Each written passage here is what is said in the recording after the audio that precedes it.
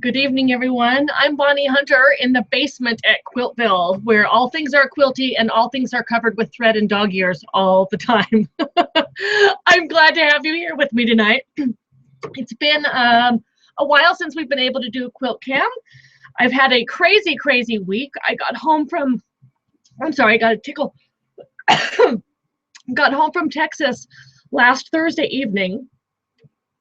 Did all of my mail order and catching up of emails and all of that kind of stuff on Friday, headed up to the cabin on Friday evening, where we promptly discovered by Saturday morning, as this cold snap continued, that we had broken pipes and no water. So we dealt with that all weekend long. And then I stayed at the cabin Monday with the intent of going home on Tuesday. The hubby had to go back to work, so he left on Sunday. And I woke up to 6 inches of snow on treacherous mountain roads and got stranded for an extra day up at the cabin. So I've been rushing around today.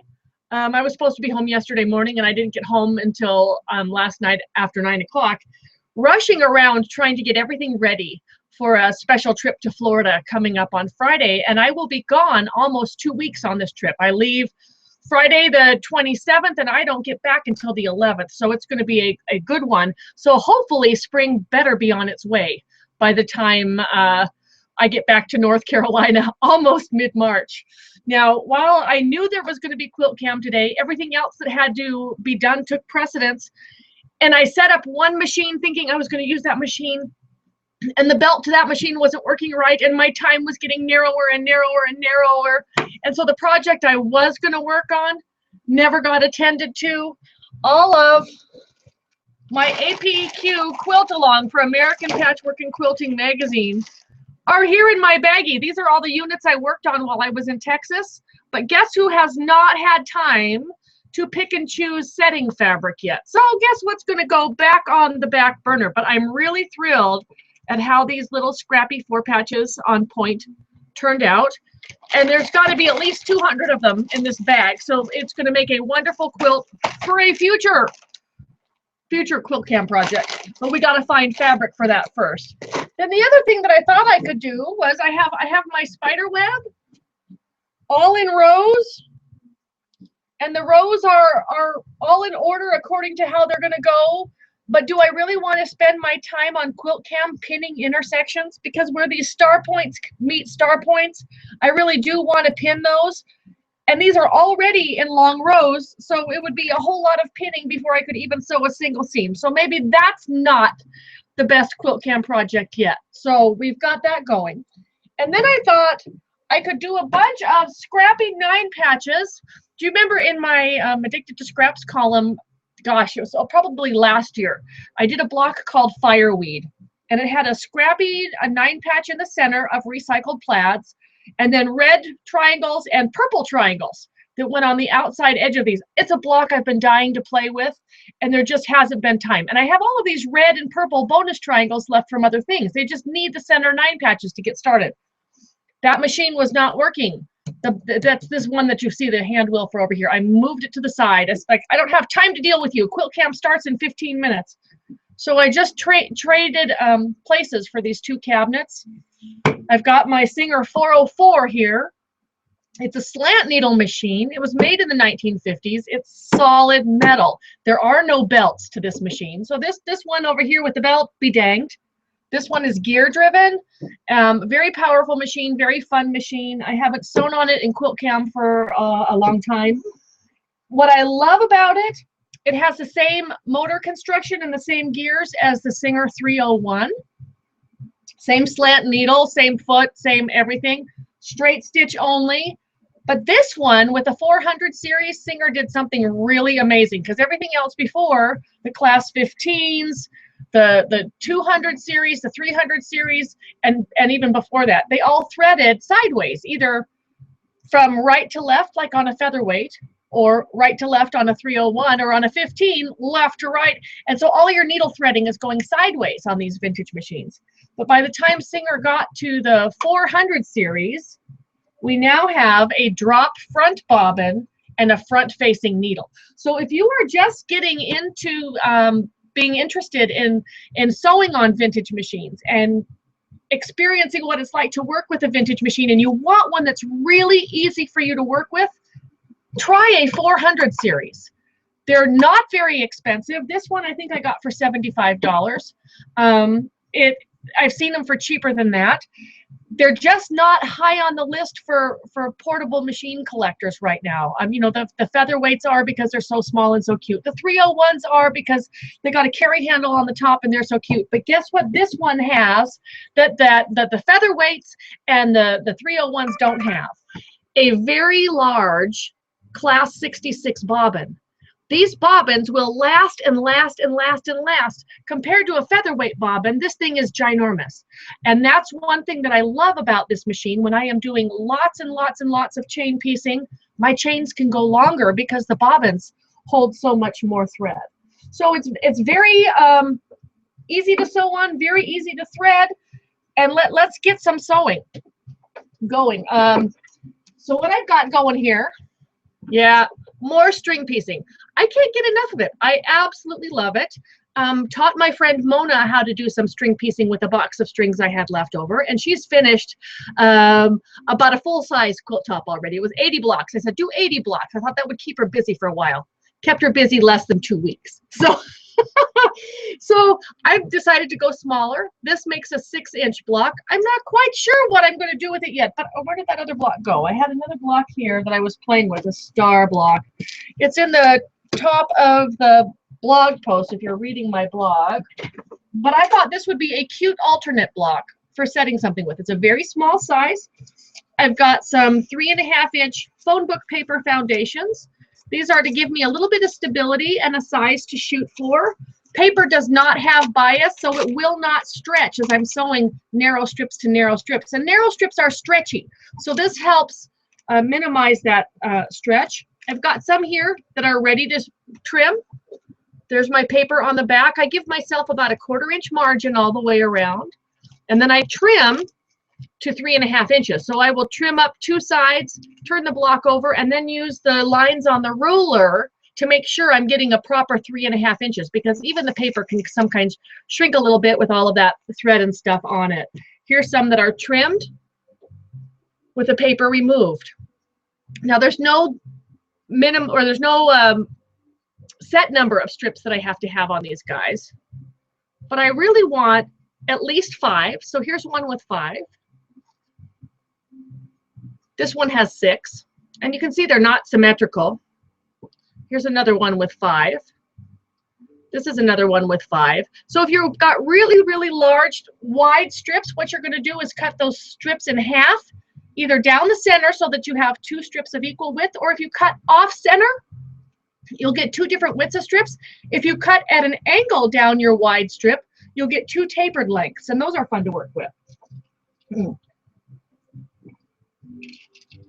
I'm a snack girl, and somebody had left trail mix in the kitchen, so I grabbed a handful on my way down here, and I think it's a peanut that is making me a little funny there.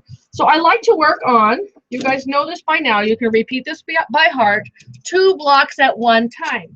So there is 1 block already left in the machine, and I just stopped at the end of my strip, and now I'm going to get the second one to go.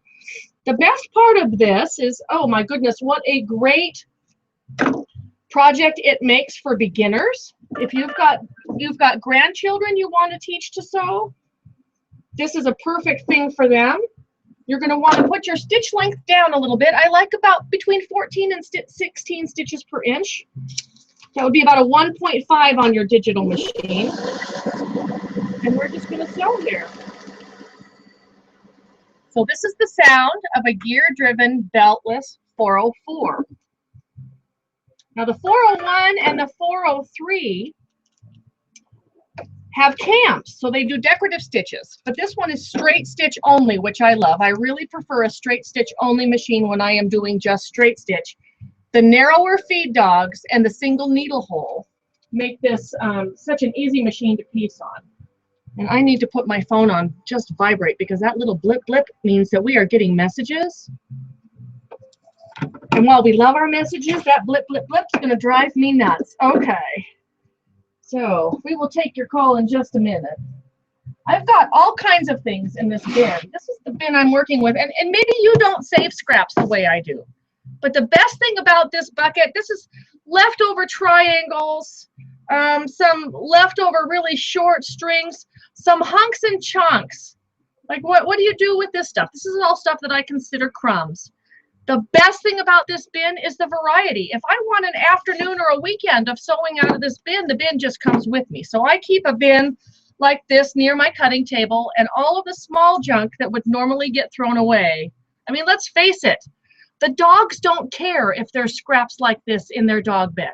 Use the batting scraps, use the thread, use the whatever junk for those dog beds that everybody seems to have a crusade for making. Save the dogs. Let's make them dog beds out of our $12 fabric.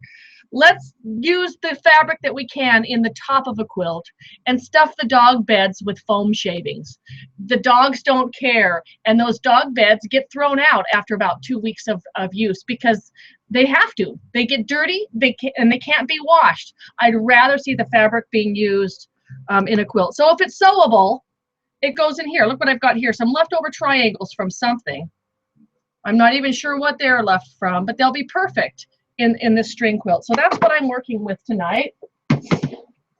I just want to pick up a piece that's big enough to sew where I want it to go. And if it's something like this, like a big triangle, maybe I can get 2 pieces out of that. I can use one as a string and then one as a corner. So I just cut the top off of that triangle. And I want to go for as much variety as I can. So we'll spread those colors around.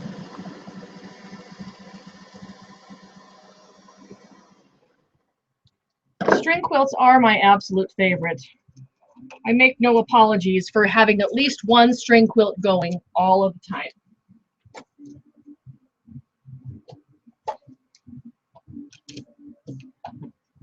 Okay, so that corner I just cut off from that triangle is going to go on the corner of this one.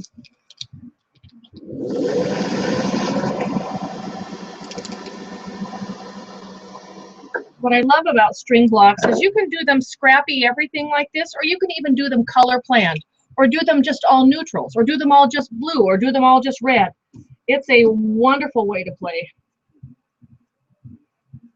Stick that one right on there.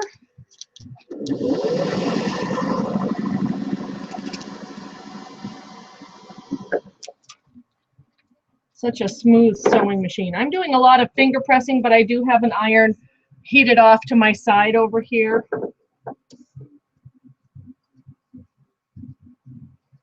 I did grab some strips as well, just because I thought I might need some variety. So this is something that's definitely too wide. But what I will do is cut the size that I need off of it. And oftentimes, just so that it will go whichever direction it wants to, I'll make a little snip and just tear it apart and sew it on. Sometimes that gives me a little tapered strip. I know that's got people shaking in their boots, but by the time the fabric gets down to this stage of the game, we can just sew it. Okay. So here's how we're coming along so far. What I love about the small blocks, they go really, really fast. They're very easy to do. Let's check in and see who's with us today.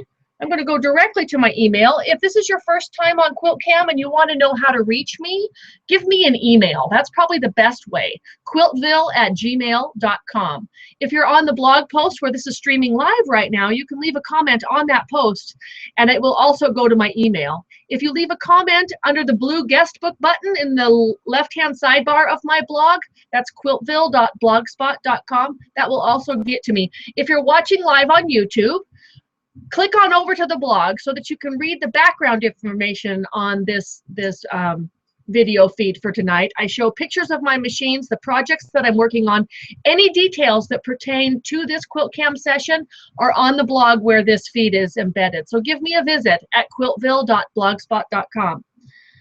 Here's Colleen who says, Sophia and I are ready for QuiltCam. I'm working on Mona Lisa's 4-patch quilt, making it scrappy, using up some charm square stash, using Lori Holt's fast 4-patch tutorial. So there's lots of different ways. If you've wondered what the APQ quilt along is, I've got it linked at the top of my blog. If you go to the free patterns tab, click the free patterns tab, and at the very, very header before you get to the free patterns, I've got a link right there so that you can read what it's all about.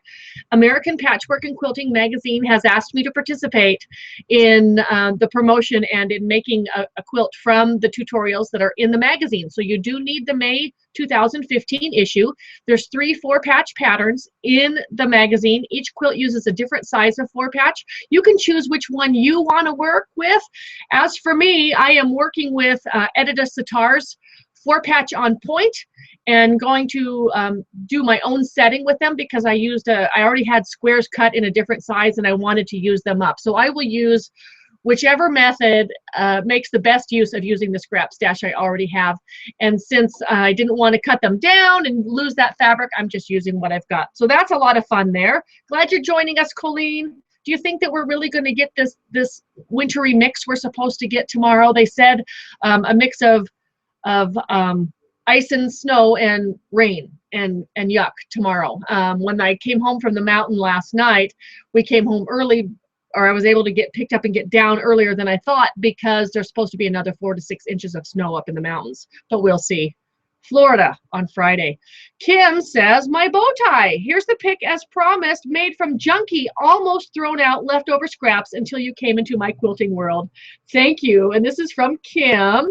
And that is so not junky and so not ugly. Those are fabulous. And this is what I love about scrap quilts. No matter how ugly that fabric looks when you're ironing that scrap or whatever it is, as soon as you cut it into block pieces and you sew it up into the quilt, all you see is color.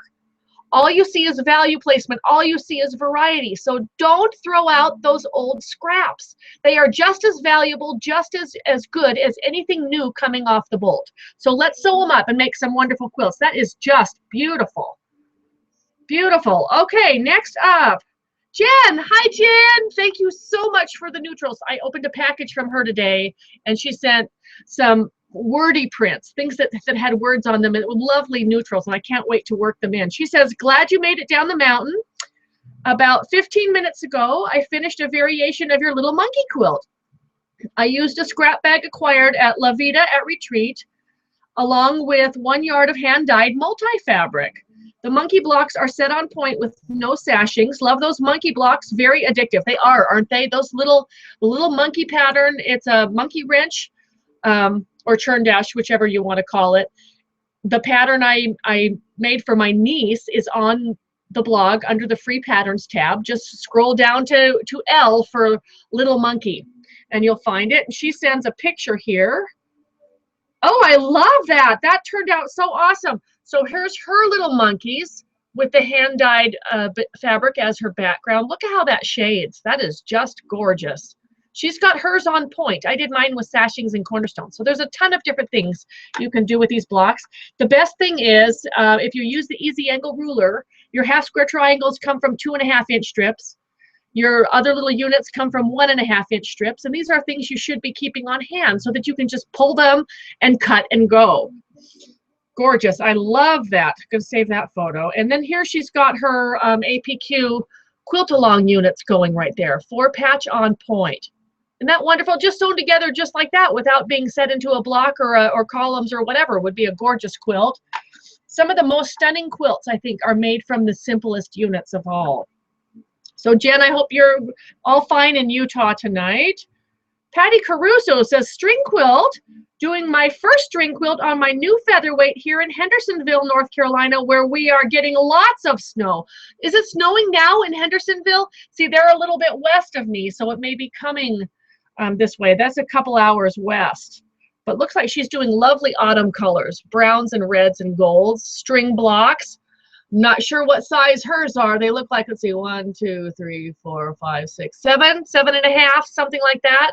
Whatever you can get out of the size of paper you've got. That's how our quilt ancestors would do it. How big's my paper? Okay, that's how big the block is. Wonderful. I love that. I love it. So this one's from Becky Leroy, who says, I have wondered this for a long time. Do you have a radio or some sort of music playing in the background? I do, and it's on very, very, very barely hearable. It keeps my mind occupied. if I had to quilt here in a vacuum, in a silent studio and talk to you with no music going on, it's hard for it's hard for me to focus. So I hope it doesn't bother you. There's just a slight soundtrack in the background. Thank you, Becky. Sally Simple Stitches says, teeny tiny pineapples, each one 1.5 inches. The center measures 5 inches. The center of her quilt measures 5 inches. Way too much fun. Now working on the reverse. Thanks for all you do and glad you got the water at the cabin fixed. No kidding. So this is her quilt. The center of that quilt is 5 inches. Isn't that awesome? I love it. I just love it. So yes, the thing at the cabin, what a nightmare. Friday night as I'm doing the dishes, I barely have a trickle. The water's just not coming out. And I said, you know, this water's just not running well at all. And we checked everything, and we are on a well, and the well is at the end of the property. We have 1.5 acres, so it's way out there. And by this time it's 8, 9 o'clock at night, and the comment was made, I'll check the pump house in the morning. Well, by morning, you know, you get up and you stumble to the restroom and you try to turn on the faucet or you try to flush a toilet and nothing happens. And there you're, oh no. So checked out the pump house, and the pipes, there were busted pipes at the pump house. And no amount of dripping water in the cabin 1.5 acres away would have solved the problem of dripping faucet, or I mean, of dripping faucets would not have solved the broken pipes. Yes, we could have put a light bulb with 1.5 acres long extension cord down in the pump house to keep the pipes warm. They were well insulated. It's just a really, really bad winter. And nobody was at the cabin to run water repetitively. The cabin that's down the road from us, they're hardly ever there, and their pipes were the ones that were really, really, really badly broken, and we share this well. So it's fixed now. Thank heavens it's fixed now. But on the tail end of that, the pipes got fixed on Sunday. Sunday night, as I am going to get my potatoes out of the oven, I noticed this bright light inside the oven, and it's like, I've never had a light that bright inside of my oven. So I opened the oven door, and here's this fire working its way around the bottom element of the oven, and it reaches a certain point, and I'm going, turn it off, and we're unplugging the oven, and everything in the whole element went poof. So I now have running hot water, but my oven doesn't work. So if it's not one thing, it's another. So I'm thinking I would like to go with gas. I just need to start doing some looking. But as this happened on Sunday night, and I'm leaving for Florida on Friday, and we're not up at the cabin to go shopping, and it's just like, one more thing, can't deal with this now. Plus the finances of fixing the well kind of took the finances of let's get a new stove. So we're just gonna have to wait. And it looks like I won't be baking for a while.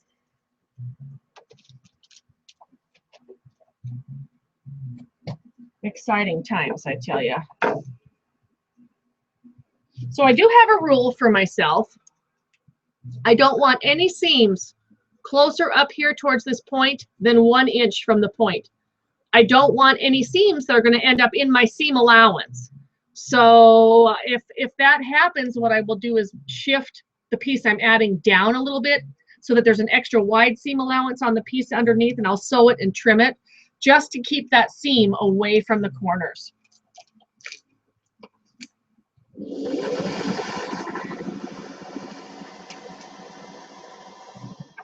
I usually will get an email, your cute little blocks are cute, but couldn't I make a bigger block and then cut it 4 ways or cut it 9 ways? And yes, you can, but then you can't guarantee where your seams are going to end up in the corners, and you may end up with lots of bulky spots. And let's face it, sometimes you just have to have something that helps you use up this little junk. If I were making big blocks, I'd need bigger junk, and this little stuff is what needs to go. So it's not a problem.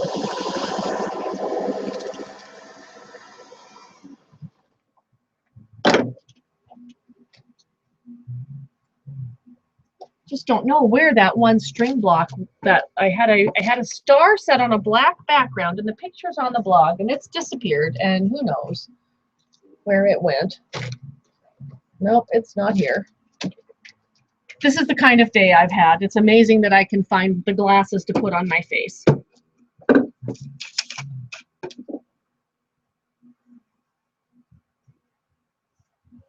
Now, even though I am leaving Friday, I have a special giveaway happening on Friday morning. So you'll want to stop by the blog and leave your comment for that. It's in conjunction with Quiltmaker Magazine, which is always fun. Just looking for some different short stuff. It's great to see this stuff get purposed.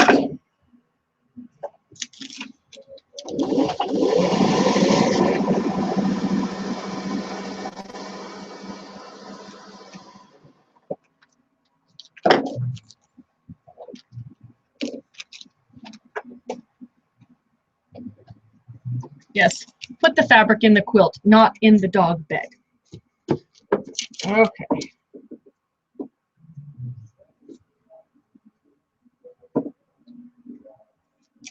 Moda Marbles, copyright 1997. Isn't that like to be the longest running fabric basics line ever? 1997, Patrick Lose. Got some little bit of salvage there. And I've loved that Moda Marbles for a long time.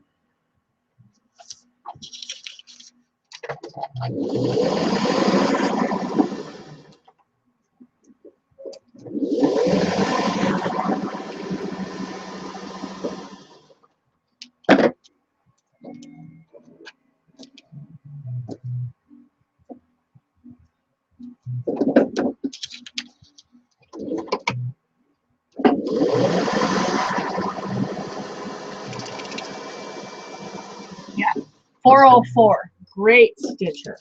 Watch Craigslist. If you are on, if you have Craigslist near where you are, most places do. I usually just put in the search bar sewing. It doesn't have to be sewing machine because maybe there's a sewing table that I want, or a sewing box that I want, or a sewing whatever. So I look at anything sewing related, and I found some really great deals on Craigslist.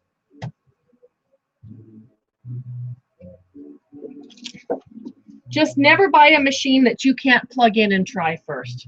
I had one gal that had offered up a machine, but I guess she was scared of weirdos coming to her house, so she wanted to meet in a parking lot. And she said, well, I assure you that it works. Well, there was no place in a parking lot to plug the machine into. And I said, I would be happy to come to your home when your husband's there, when somebody's there.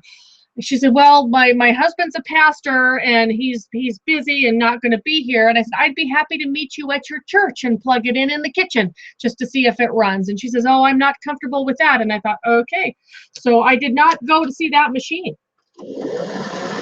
I respect that, but I won't buy a machine that I can't plug in.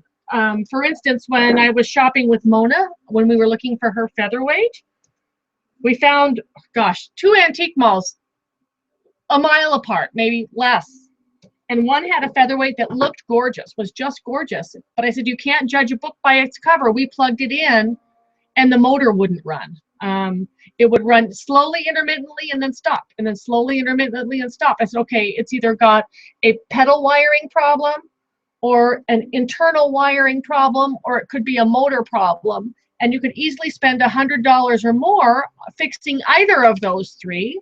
So we let that one go. And the next mall we went to, we found another one and tried it out, and it ran like a top. So never, never, never take a machine unless you know what's going on with it and you can try it out.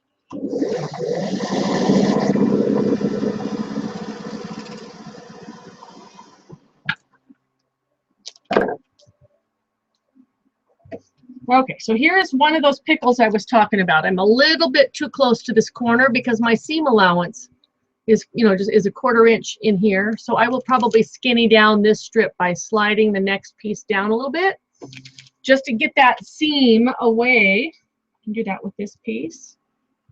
So it's going to make that little white red a little bit narrower. That's okay.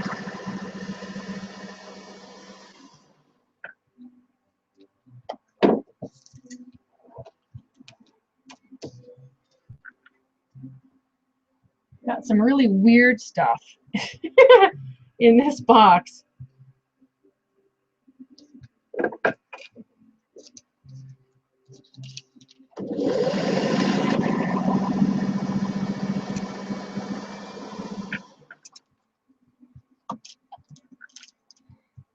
I have visions of being quarantined, where I am made to sew only with what I have on hand, and I could see myself sewing for years and years and years with just this stuff.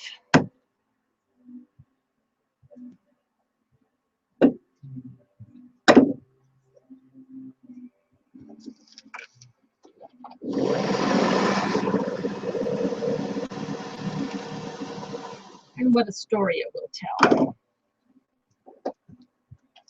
So most of these have 5 or 6 pieces across. So here's one with 5. Here's one with 6. Doesn't matter. Sometimes they have 7, but 4 is just not enough. So if I center a strip down the center, I want 2 more on, at least 2 more outside that center strip. Or you're going to get something that looks really, really boring. Okay, checking in.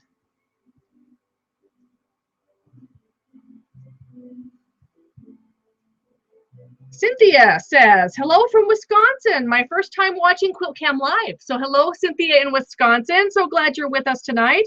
She says, I love that you're using phone book paper for your string piecing pattern. Great idea. Some tutorials I've seen try to sell you special vellum papers, etc.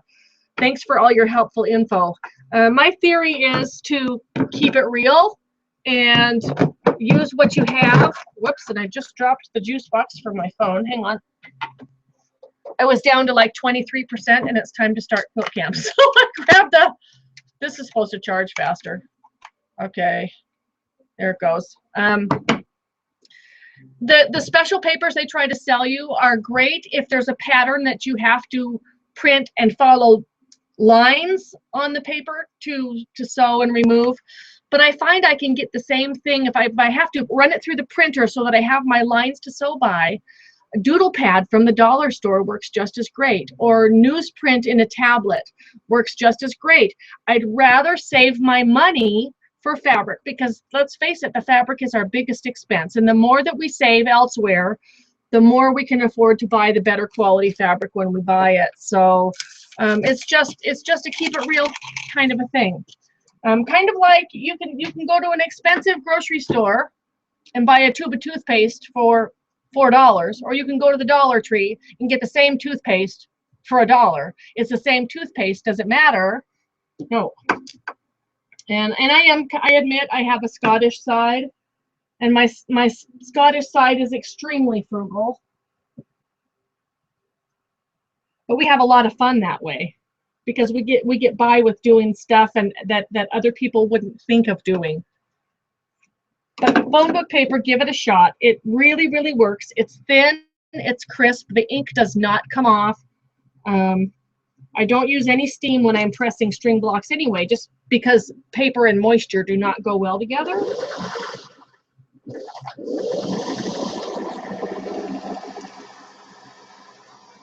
And if you use a very small stitch, that paper just comes off super simple.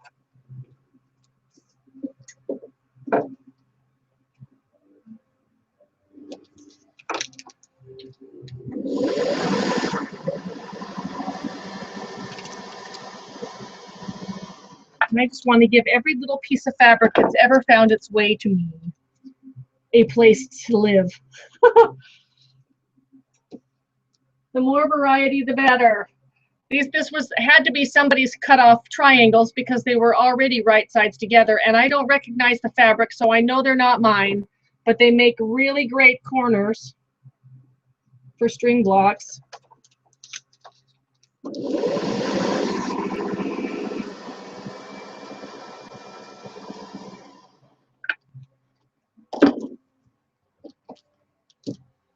And the pile grows. I will usually just cut a handful of foundations, and I will piece my way through until, oh, maybe the bobbin runs out, and then I'll trim, and then I'll take the paper off. So several of these already have been trimmed and have their paper off. The paper comes off so simple That way I don't have to pick paper out of the seam allowance once I stitch these together. And I'm not worried about the bias because I know how to respect it. I'm not stretching or pulling as I'm sewing my units together. All triangles are going to have bias. Lots of blocks end up with bias on the outside edge. You just have to know how not to manhandle it. I think we need some black in here. So I'm using longer strings from the basket in the center, and then my shorter strips I can use as I get towards the corners of the block.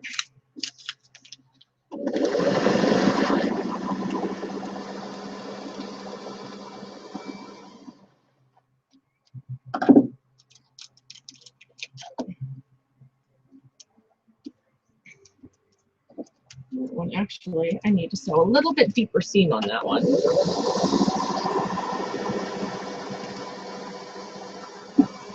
I don't need a perfect 1/4 inch, but I need close enough to a 1/4 inch that things don't fall apart later. And that one I was a little shy on. And it tickles me when I can use up the very tail end of whatever I'm putting down until that piece is gone.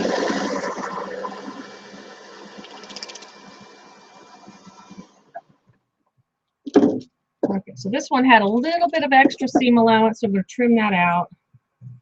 And I usually just do that with my scissors, toss it into the trash. It doesn't have to be perfect because the seam is already there.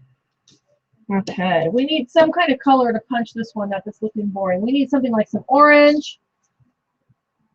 Oh yeah, we've got orange. Orange will do the trick. Orange is a quilter's best friend.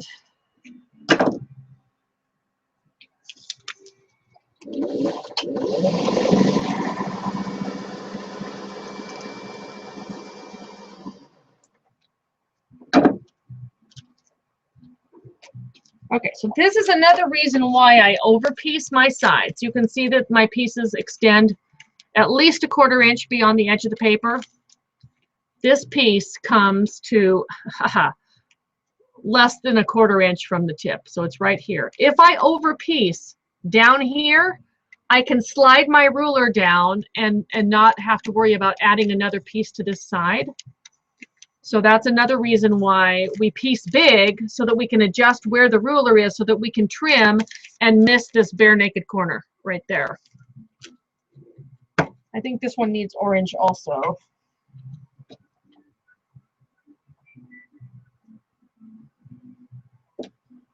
Okay.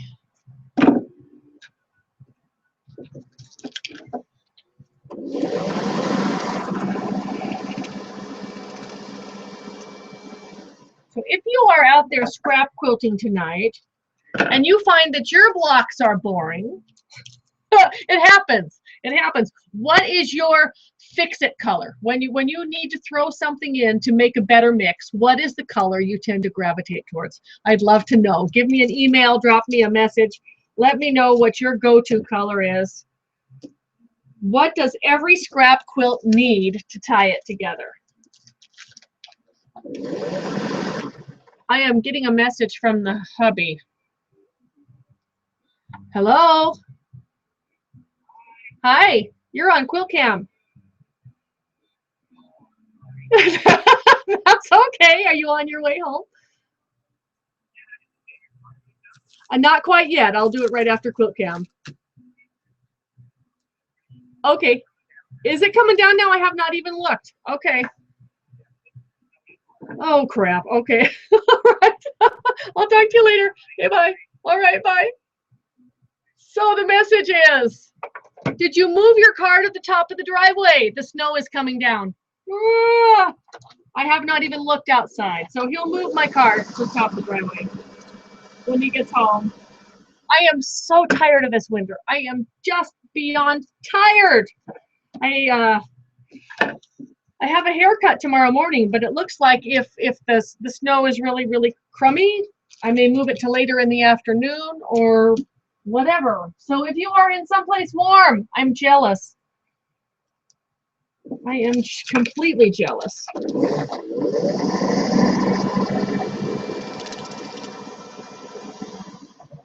So that's the hubby who's on his way home from tennis tonight.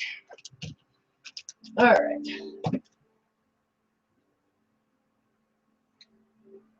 Another reason, just to verify why I like the paper instead of a fabric foundation, no stretch in any direction. If I were, excuse me, to take a muslin square, it has bias and it will stretch, and you can end up with a misshapen block or something that's twisting or warping or has bubbles. The paper holds me very firm. Nothing is stretching out of whack. This is a narrow strip of fabric, and it does have stretch. Do you see? Even though this is straight grain, because it's narrow, it has stretch. That's why we need a foundation to keep these so that they will be nice and flat when they are sewn and pressed and depapered. If I just sewed strips to strips to strips, they can stretch, they can wobble, they can twist, they can get all kinds of out of whack. So just like when you do embroidery on an embroidery machine, if you've ever tried to do embroidery on an embroidery machine without a foundation, you know that things just don't want to lay well. Paper will help with that. Paper will help with that better than interfacing or dryer sheets or any kind of leave-in foundation. And the paper is easy to remove, and it's cheap.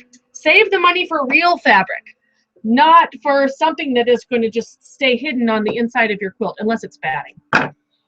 Okay, so we're going to put this on here. It's snowing outside. Crap.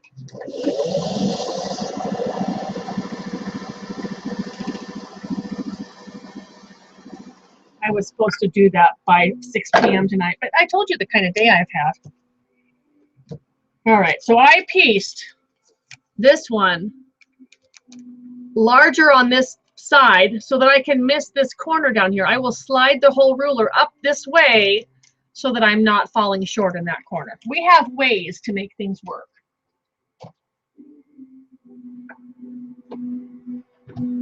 Okay, another one to our pile. Let's check in.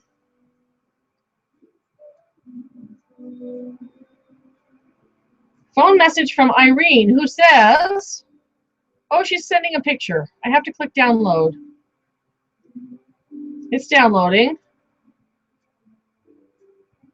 What are you sending, Irene? Did you finish your quilt? My Wi-Fi is slow down here today. I'll have to get back to that. It's downloading. Top of the stuff here. Here's Bonnie from Albany, Georgia. I'm sewing on my Grand Illusion, putting the top together. Finally, she says. First time I've done a quilt like this and enjoying the new experience. I really enjoy your chats and watching you sew. Well, I'm glad you could tune in with us tonight. I'm learning new things all the time. Recently stopped at a thrift shop and found a vintage Necky sewing machine in a nice cabinet, 20 bucks. I am dying.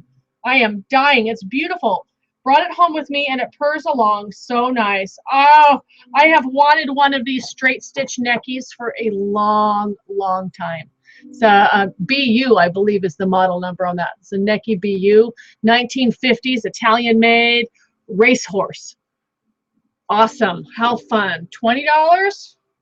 You gotta hit those thrift shops. You never know what they're gonna get in, and they don't think that these machines are very valuable. They think that everybody wants everything brand spanking new, computerized. We don't, so we can score these babies. She says it purrs right along, and she's got a picture of her Grand Illusion block also. So here's her Grand Illusion Mystery coming along just fine. Super.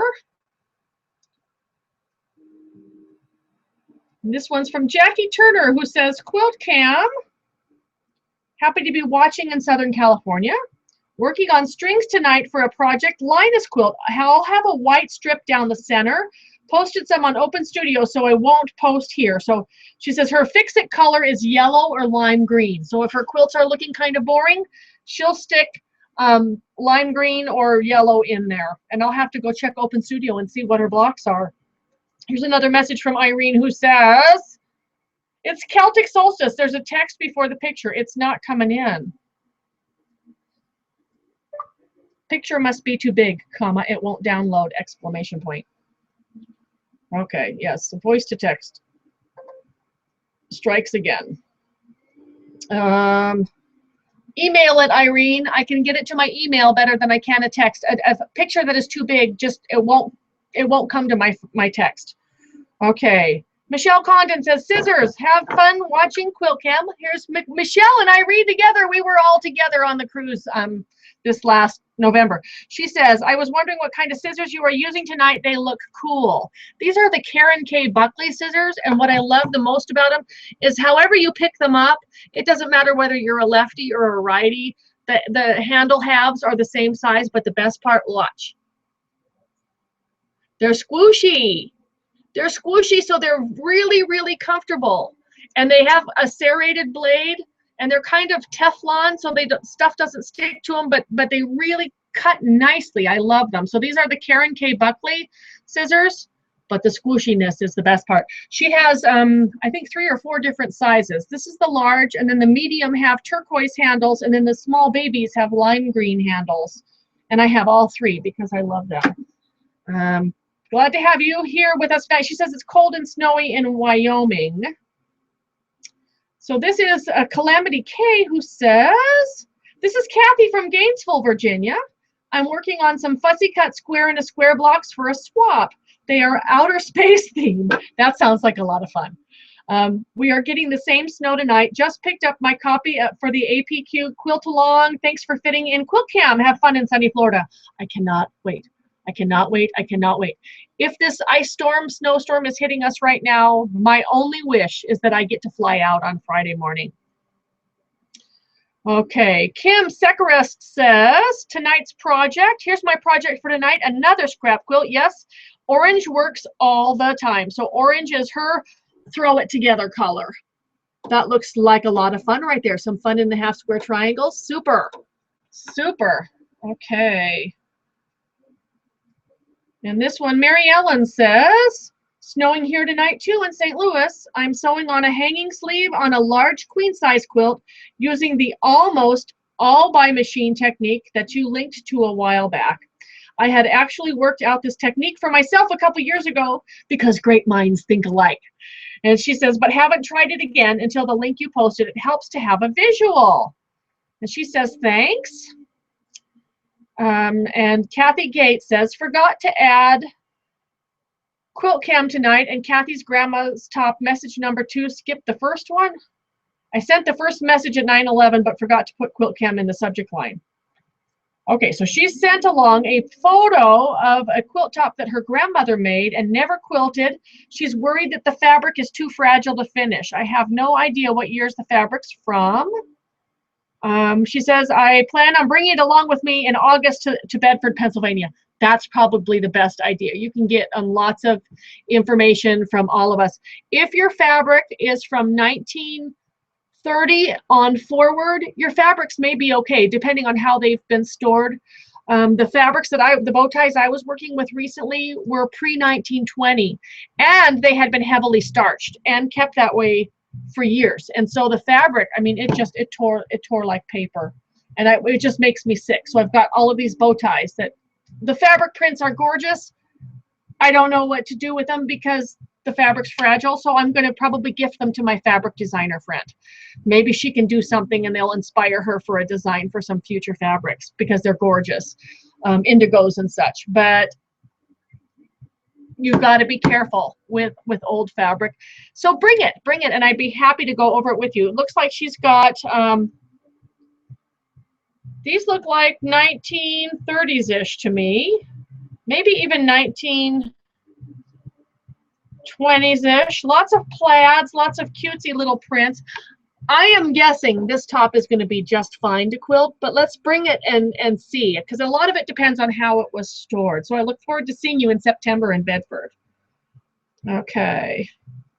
My phone is just buzzing like crazy, crazy, crazy. So here's Irene. She says, so excited to be able to watch Quilt Cam live, working on Celtic Solstice, which means you had no school tonight. I'm glad. Using the new featherweight table in the living room. Read the instructions wrong, so I'm short 150 green and orange 4 patches. Oh, crap. Thank goodness for my 2-inch square and strip scrap bins. Don't mind the chocolate peanut butter I bought at Fredericksburg on the sewing table. Oh my goodness. Oh, hey, perfect. So there we are.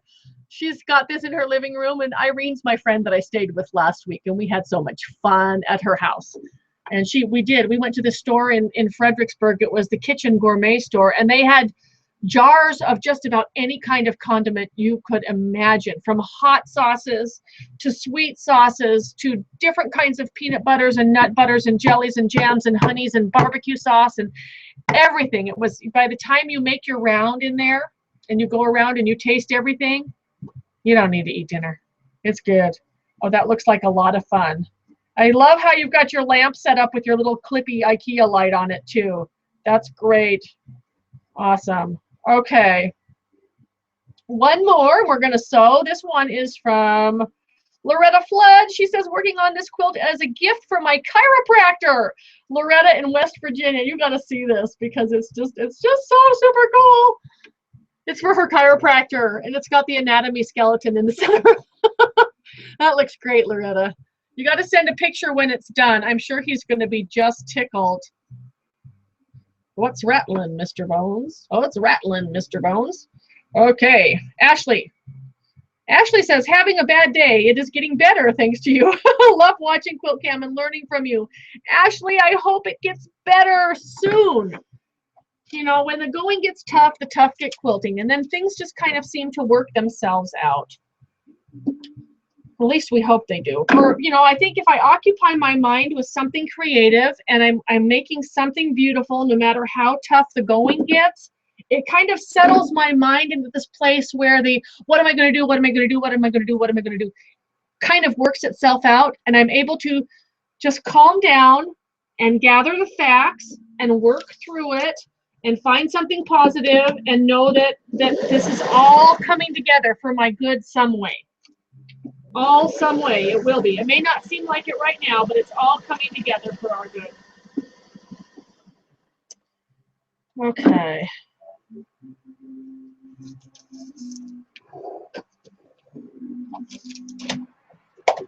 No, I was at the post office at 4 o'clock and it didn't look like anything was happening. In fact, the temperature looked kind of warmish, so I'm really kind of amazed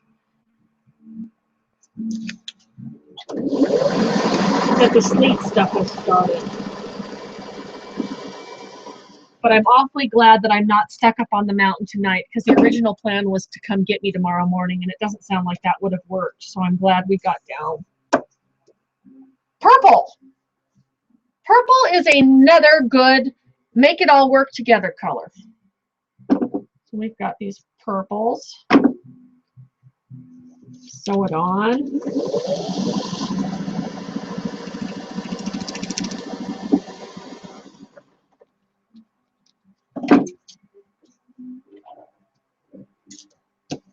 We've got some little purple right here.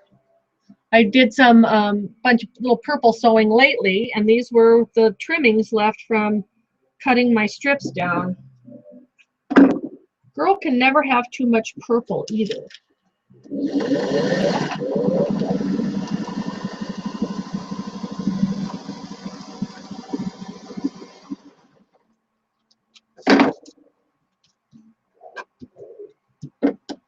So we've gone purple, black, orange. In order for this not to be continuing on a Halloween theme, we got to add in something that is completely different. What is this? This is a little chunk of green. Will it reach? Ooh, that'll reach.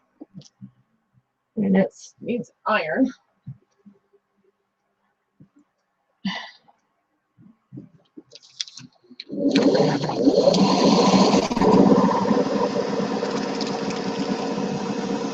I love it when I pick up just a little junky piece and it's just the perfect size to go there with nothing left.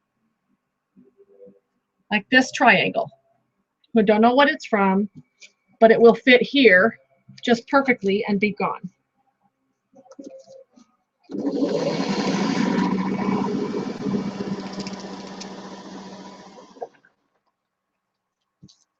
We're going to trim this off because I didn't want to have just 4 pieces in this block. So we can save this for a corner. We've got our little green on there. We can find something else. I just keep digging in here. How about black? No, I've already got black. Blue. We don't have blue in there yet. We can do blue, and I think I can cut this blue in half and use it twice. So oftentimes I'm just folding over a scrap and cutting it down and making it fit. And, you know, improv was not invented by modern quilters. This kind of quilting has been going on since quilting began.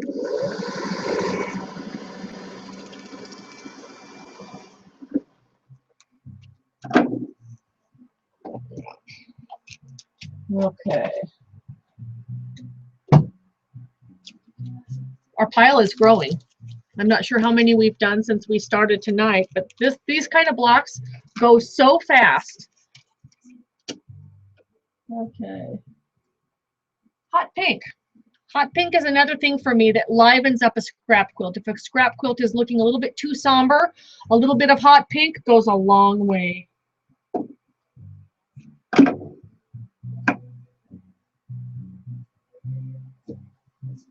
And if the blocks are looking kind of boring or a little bit too dark, throw in a neutral or two. Like these blocks here have at least one neutral in each block. Not overwhelmingly. I'm not doing light, dark, light, dark, light, dark.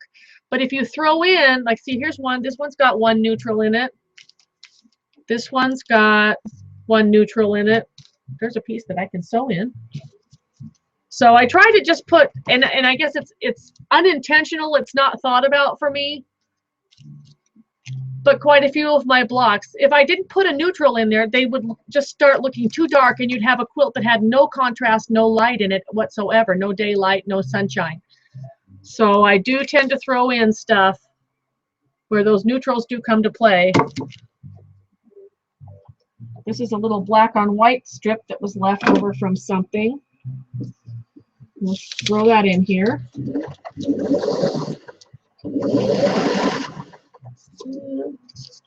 Make sure that's got my paper under there, right?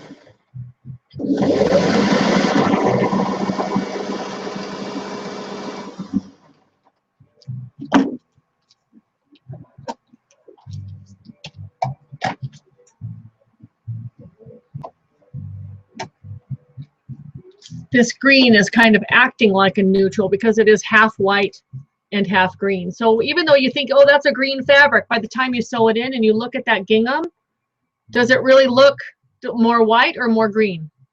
To me, it's kind of 50-50, but that's my little light spot in that one.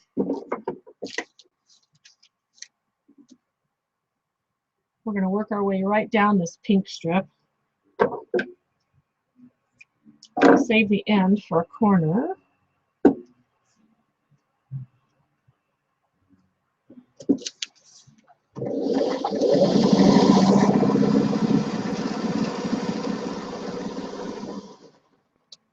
If you haven't tried little string blocks, I encourage you to try. If you've liked big string blocks, I can guarantee you're going to like the little ones a lot better. They're fun. They're super fun. That won't reach. I'll put this blue one.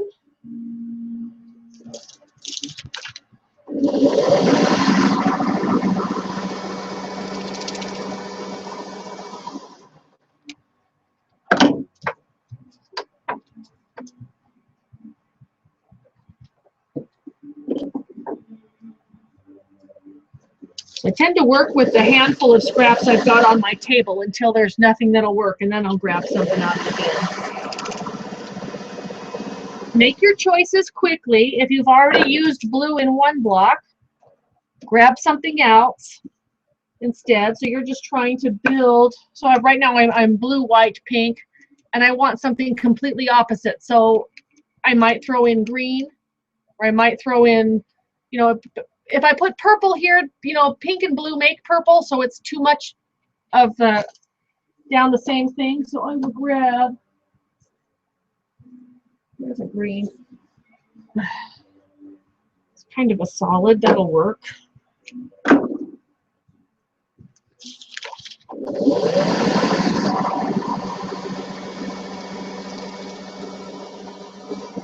I'm dying to peek and see what it's doing outside. this has been one stinking long winter. Extra seam allowance gone. Okay, so here I am. I've got 3 pieces across here. They're fairly wide, these 2 center ones. I can't just add 1 piece here. I need to add 2 pieces to this side so that I have my minimum of 5. So in this case, I will use this narrow purple. And the narrow purple will give me enough room to add something completely out of this color range to the corner.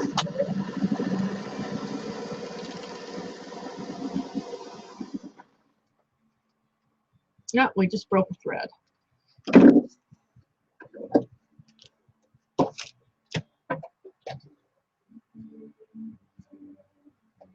So before we can go any further, let's fix this thread and then I'll take some more. I don't know what happened. Sewing too fast through paper, maybe. This machine is so easy to thread. You just go through the guides. And I don't need a needle threader to thread this machine. On the sideways machines, I have to use a needle threader because I can't put my head down on the table to see that thread go through. The 400 series, straight front and back needle. So if you're just getting interested in sewing with vintage machines, you cannot go wrong with the 404. There we go, front to back, super simple. It's those little things you forget about when you're used to sewing on a machine that threads sideways. As soon as you are able to thread one front to back, it's like, oh, I remember you. So here's a little yellow triangle. I think that will go perfect right there. It's completely out of the color range of what's going on in the rest of the block.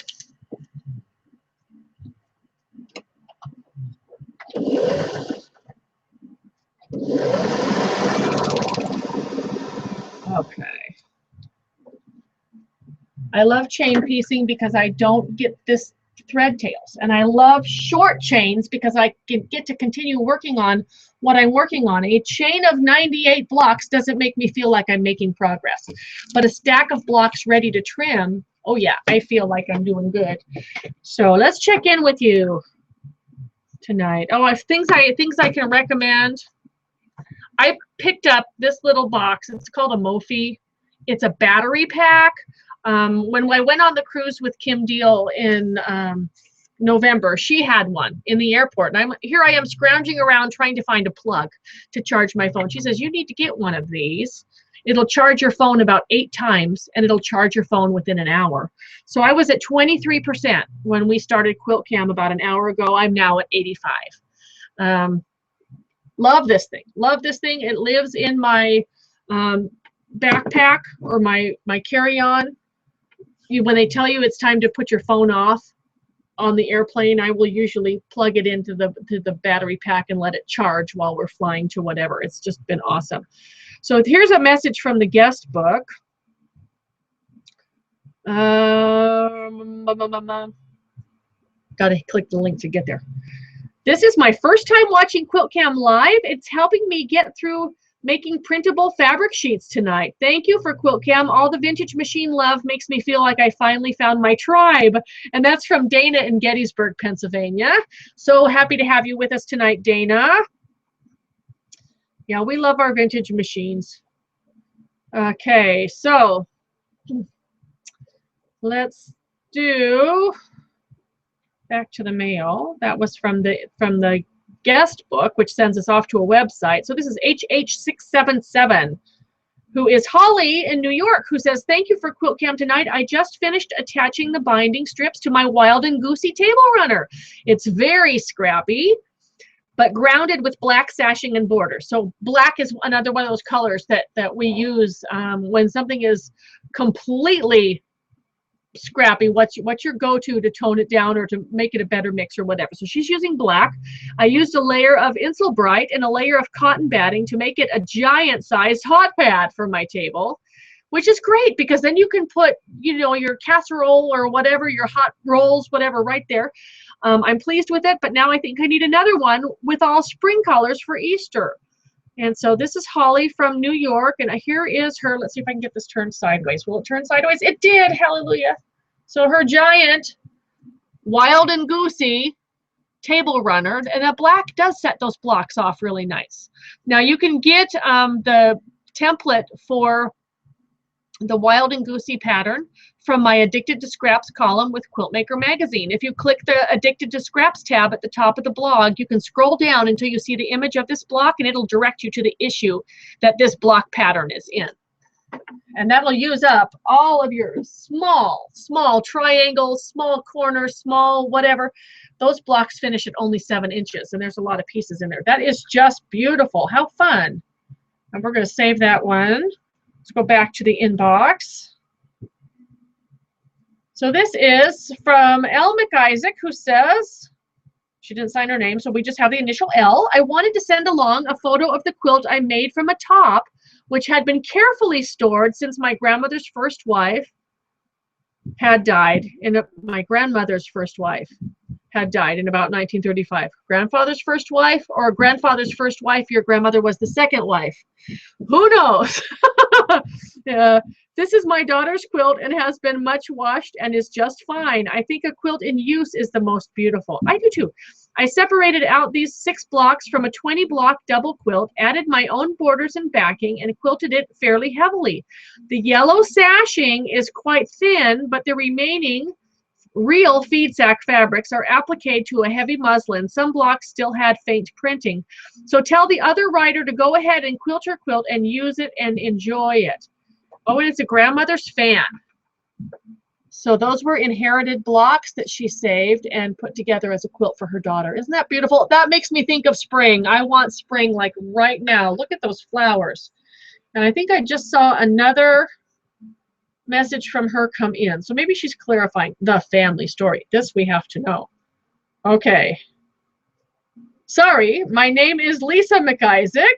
So it was your grandmother's first wife or your grandfather's first wife? Or the grandfather's first wife and your grandmother was the second wife, which still refers to her as the first wife.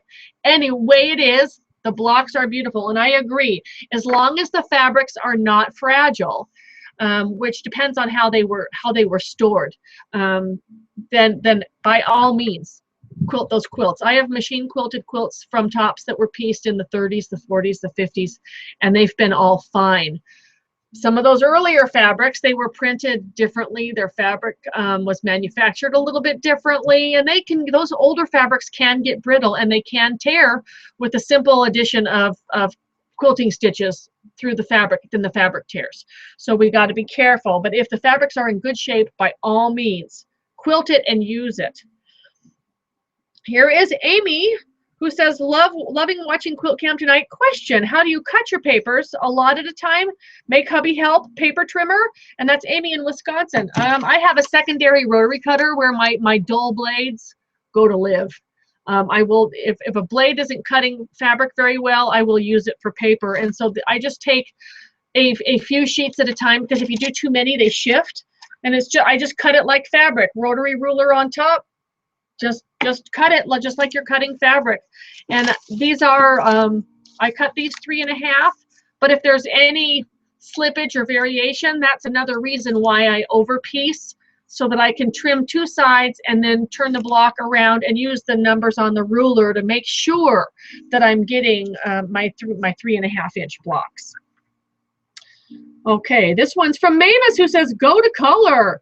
Purple is my favorite color, and it's my go-to color to brighten up a scrappy block that needs a punch. I agree. Purple is awesome. Another one that really works for me is teal. Teal is kind of a go-between between blue and green, and if blocks are feeling kind of ew, kind of a teal or an aqua work. I used aqua in a couple places in these little blocks, and to me that aqua just really makes these blocks shine. This one has some aqua stripe right here, so I find that those cooler colors will really make a block that is too warm look better. And again, the warmer colors, if you have a block that's too cool, those warmer colors will really punch that up too, and I love that. It's amazing what just adding one color to a block will do to make it look better. You know, I'm looking at this one, and for me, what makes this block look better is that pink. The pink absolutely does not go, but without the pink, we'd have green, blue, brown, and it would be this foresty looking thing that just didn't have a punch. So the pink is my punch in that one. Margaret says, yay for quilt cam tonight, and here I thought you were still on your snowy mountain. Glad you got down safely. I thought I was going to, but with the weather forecasted, the best window of opportunity I had to leave was about 7 o'clock last night. So we got down the mountain last night, and I'm glad we did, because it sounds like it's doing its stuff out there again. Kathy says, where did she go? I lost your post. There she is. Kathy says, I'm curious on how you keep track of so many projects at a time and get so much accomplished. Kathy from Green Bay. I don't have so many. I mean, I know people and who have totes and totes and totes and totes and totes stacked up with labels on their totes and the patterns in there and their fabrics partially cut and maybe some blocks are made, and they have way more going on than I do. I may only have a couple of things going on at the cabin, a couple things going on here. This quilt is ready to sew together. It's in rows. I've got my APQ blocks, but they're all contained in a baggie. They're just, you know, a couple of baggies here of my APQ blocks. I am feeling like I do have more going right now than I have in a long time. But I usually just, when I travel, I take one project and I sew it to completion. So when I was at Irene's and in Texas for the last week, I worked on only one project while I was there. I just work on that one project. If I'm going to retreat with my quilt group or whatever it is, I bring the one project that I can finish. So I will have something go to completion and maybe another thing to work on the rest of the time. I don't bring 15 projects to retreat, because what I see is the water gets diluted. You work a little bit on this one and then that gets put aside, and you work a little bit on this one and that gets put aside. You work a little bit on this one, and you're not making great strides of progress on anything. You're just kind of spinning your wheels. So I really am one of those that likes to push a project through till it's done, and then something happens and whoops, my sister-in-law is due with a baby and I need to make a baby quilt, and whoops, somebody's having cancer treatment and I want to make a quilt to make them feel better, and whoops, the magazine needs a deadline, and whoops, I've got a book thing going. So I do have, well, I say I have several irons in the fire, but not near as much as some of the quilters that I've seen, and you know who you are. You know who you are. So you need to prioritize your projects and decide, okay, this one really only has about 3 evenings left of work to do on it. I'm going to push it through. Or this one, if I take it to retreat, I could have it all done by the end of the retreat. Take that and push it through. These, I only grabbed these to work on tonight because I didn't have time to pull the fabric for this one today. And I had to sew something. It's quilt camp. And I chose not to sit here and pin rows and rows and rows of spider web together while talking on quilt cam, because that would be really boring and this is more fun. So we'll save that pinning for another time. So are you going to be honest with me? How many projects do you have going? Have you counted how many projects you've got going? Are you intimidated by the number of UFOs? And what are you going to do to whittle them down? We've had some great ideas tonight. We saw somebody make a really long table runner out of her blocks and used Insul Bright and cotton batting inside so that she can place hot dishes on top of it. Do you have a quilt project that might be better served as a long table runner for your table instead of turning it into a queen size quilt that you're not really happy with? What else can you do to repurpose some of these projects so that you can cross them off the list instead of having stacks and stacks and stacks of bins waiting to be tackled? Because let's face it, we're quilters. We're always going to have our head turned by the next project we want to try. All right, from Ramona, who says, not snowing in Maine. That's a good thing to know because I'm headed up to Maine at the end of March. Last quilt cam, when you waved by, I looked and my hubby waved and said bye. He watches but can't hear it because he gets me Bose Bluetooth headset for Christmas. Looking forward to seeing you in March. Oh, good. So she's going to come. I hope your hubby is doing well with his recovery from his stroke. Glad to hear you got your headset. I got a little LG headset from my son for Christmas, and I can't live without it. I just love it. So this one says, this is also from Kathy, who says, I've learned every quilt needs a little yellow. So can you find a little yellow in this quilt? I do believe some quilts need a lot of yellow, but yellow is one of my go-tos. Marcia Reed says, older grandma quilt. I too had a hand-piece quilt top from my grandmother. It was done in the 50s. My friend and machine quilter did a lovely job with a fan pattern. It is so wonderful to sleep under it. Good luck to the lady with the quilt top. And that's Marcia from Toledo. All right, and this one, favorite color from Kim, says, I go to yellow, but orange is my favorite color too. Can't go wrong with either. And she's the one who sent in the bow ties earlier. I agree. So we have orange, yellow, and black are must throw-ins, but I do think lime green does a good job too. We just want it all. We want all of them. Christy Jones says, from cold Houston, Texas, is that a crisscross applesauce behind you on the long arm? Yes, it is. Can you see it?